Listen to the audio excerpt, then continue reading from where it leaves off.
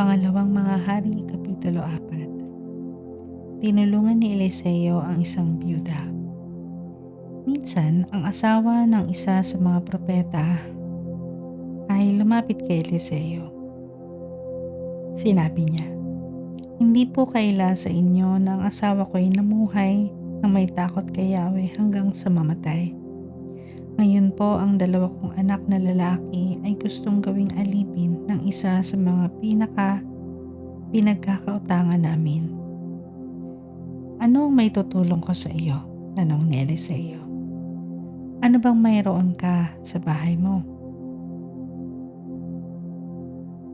"Wala po maliban sa isang boteng langis," sagot niya. Sinabi ni Eliseo, "Puntahan mo ang iyong mga kapitbahay at humiram ka ng mga lalagyan ng langis hanggang mayroon kang mahihiram. Pagkatapos, magkulong kayong mag-iina sa inyong bahay at lahat ng lalagyang nahiram mo'y punuin mo ng langis na nasa bahay mo. Itabi mo ang mga napuno na." Umuwi nga ang babae at pagdating sa bahay ay nagkulong silang mag-iina at isa-isang pinuno ng langis ang mga lalagyan habang ang mga ito'y dinadala sa kanya ng kanyang mga anak. Hindi alam ng ina na puno ng lahat, kaya sinabi niya, "Abutan pa ninyo ako ng lalagyan." "Puno na pong lahat," sagot ng kanyang mga anak, at tumigil na ang pagdaloy ng langis. Pumunta siya kay Eliseo, ang lingkod ng Diyos, at isinalaysay ang nangyari. Sinabi ni Eliseo sa babae, "Ipagbili mo ang langis at bayaran mo ang iyong mga utang. At ang matitira ay gamitin ninyong mag-iina." Si Eliseo at ang Sunamita. Minsan, si Eliseo pumunta sa Sunem. May isang mayamang babae roon at siya'y inanyayahang kumain sa kanila. Mula noon, doon siya kumakain tuwing pupunta sa lugar na iyon. Sinabi ng babae sa kanyang asawa, "Natitiyak kong isang banal na lingkod ng Diyos ang taong ito. Bakit di natin siya ipagpagawa ng isang silid para matuluyan niya tuwing pupunta rito? Bigyan natin siya ng higaan, mesa, upuan at ilawan." Isang araw, bumalik nga roon si Eliseo at doon siya nagpahinga sa silid na inihanda para sa kanya. Tinawag niya ang katulong niyang si Gehazi at sinabi, "Tawagin mo ang babaeng Sunamita." Tinawag nga nito ang babae at di nagtagal ay dumating ang babae. Sinabi niya sa kanyang katulong, "Sabihin mong pinasasalamatan natin ang pagpapagawa niya ng tuluyan nating ito.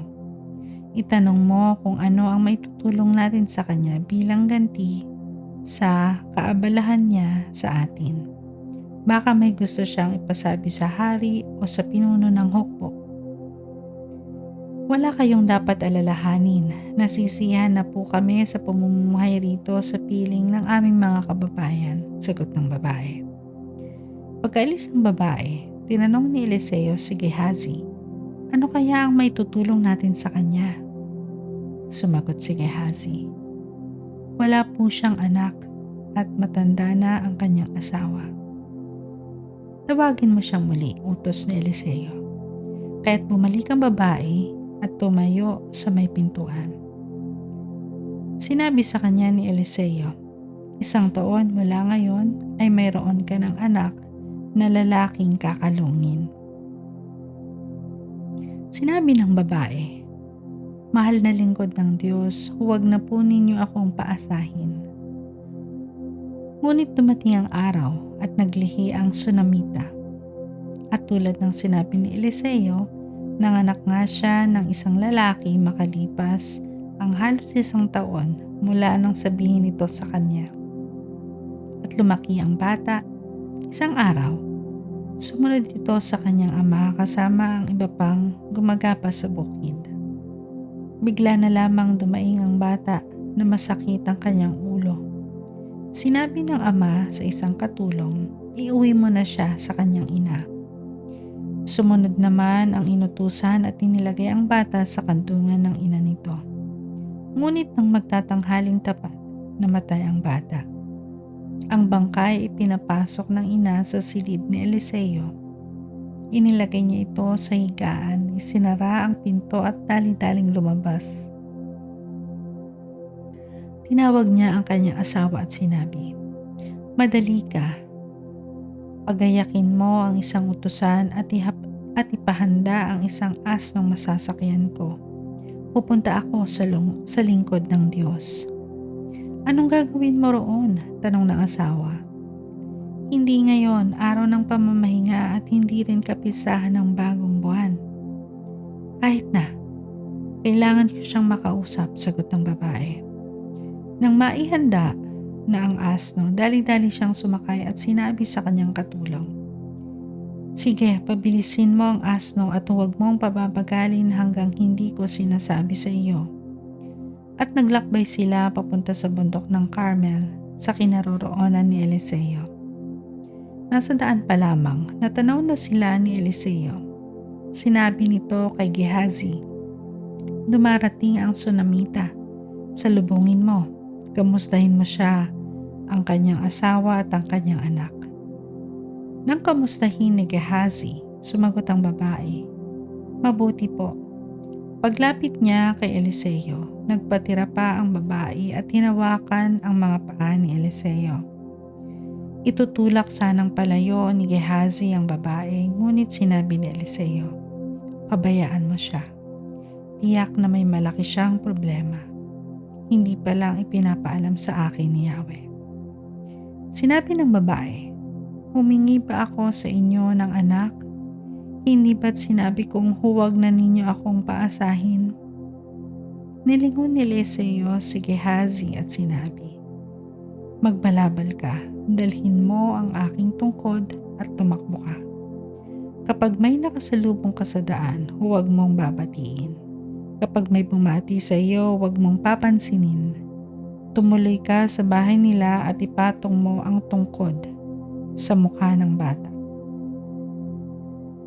Sinabi ng Sunamita, "Saksi si Yahweh ang Diyos na buhay, at hanggang buhay ka, hindi ako aalis nang hindi ka kasama." Pagkasabi nito ay lumakad siyang papalabas ng bahay. Kaya tumindig na si Eliseo at sumunod sa kanya. Samantala, nauna si Gehazi sa bahay ng Sunamita at ipinatong sa bangkay ng bata ang tungkod ni Eliseo. Ngunit walang palatandang ito'y mabubuhay. Kaya bumalik siya at sinalubong si Eliseo. Sinabi niya, "Hindi po nagising ang bata."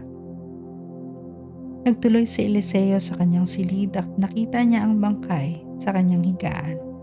Isinara niya ang pinto at nanalangin kay Yahweh. Dinapaan niya ang bangkay at hinawakan ang mga kamay nito. Pagkatapos itinapat niya sa bibig at mata ng bangkay ang kanyang bibig at mata. At unti-unting uminit ang bangkay. Tumayo si Eliseo at nagpabalik-balik sa loob ng silid. Muli niyang dinapaan ang bangkay at ang batay bumahin ng 7 beses, saka idinilat ang mga mata.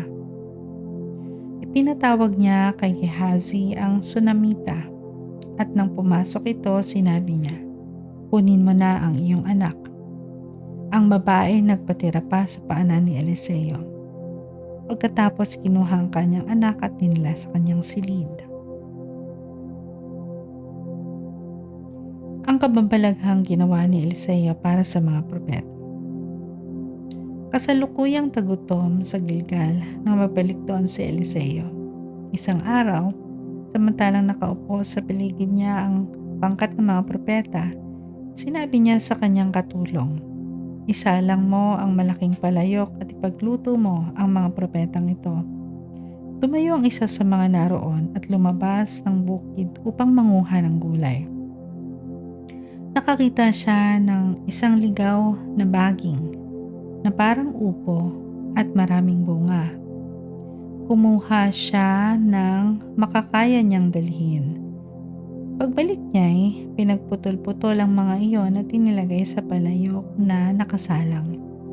Pagkaluto, inihain niya ito, ngunit nang tikman niya'y napasigaw sila. "Lingkod ng Diyos, lason po ito. Hindi nila ito makain." Sinabi ni Eliseo, "Magdala kayo rito ng kaunting harina." Inabutan nga siya at ito'y ibinuhos sa palayok, saka sinabi, "Ihain ninyo ngayon." Nang kainin nila, wala namang masamang nangyari sa kanila. Isang lalaking taga Baal Salisa ang lumapit kay Eliseo. May dala siyang bagong aning trigo at 20 tinapay na yari sa unang ani niya ng sebada. Sinabi ni Eliseo, "Ihain ninyo iyan sa mga tao." Sumagot ang kanyang katulong, "Hindi po ito magkakasya sa 100 katao." Inuutos niya muli, "Ihain ninyo iyan sa mga tao sapagkat sinabi ni Yahweh, mabubusog sila at may matitira pa." At inihain nga nila iyon.